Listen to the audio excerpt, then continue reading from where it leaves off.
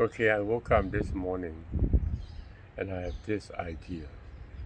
So I need to record it. I was asking the question. I don't know why, but I asked this question. There's one group of people in this world that has kept their people intact.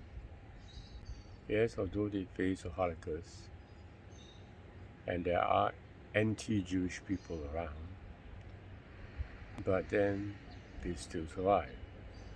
And I guess these anti-people, they came as a result of this strong will to keep the lineage safe.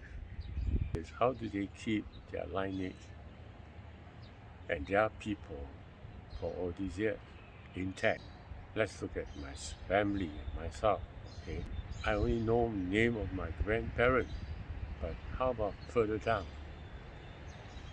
The ancestors that brought me, I don't know who they are. No doubt I have the name Q, but that doesn't imply that my great-grandfather's name is Chu. And so there is a strong belief in the Confucius faith that we should honor our parents. That's a good one. So because I remember that my cousin, he held his father's picture so tightly that his father passed away.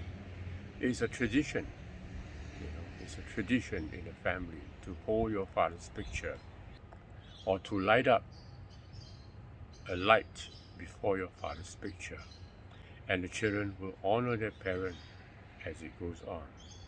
In a way, this is meant to honor the parent, but actually it was also to honor themselves because they belong to a lineage.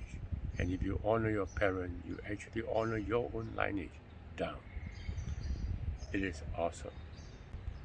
So now let's look at the Jewish people, how they kept it. Theirs is even more fantastic. They remembered the name of their first father, Abraham. And how do they do that? And link it with the idea of God. And then with that linking to Abraham, they gave commandments from Abraham down to themselves. Commandments which the children would want to keep. Why? Because a commandment from God himself. And as they keep the commandment, they remember the name of Abraham. And very interestingly, one of the commandments will say, all of you will gather together to celebrate the festive seasons 3 times a year. Fantastic. The day of Passover, the day of atonement. So 3 times of the year they gather among themselves to meet, to make sure that they are constantly in touch with each other as a family. And the most interesting of all, they were told to continue to pray. The morning prayers, the afternoon prayers, the evening prayers. And they were all praying in honor of their father Abraham. And they were all praying for the Messiah, and they were all praying for their own people to maintain their people until the everlasting time.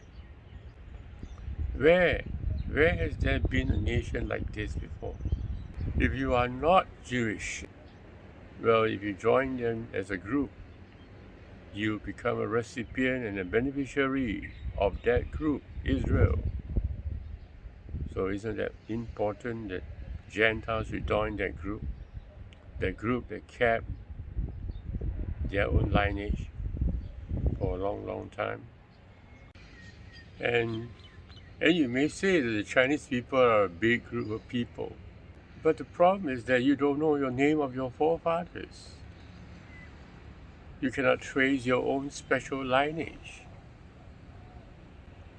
But the Jewish people and their ancestors, they were very, very wise. They were able to trace to their forefathers Abraham. And although they are small in number, but that small in number is specific to a family of God. That's what I'm very, very intrigued by.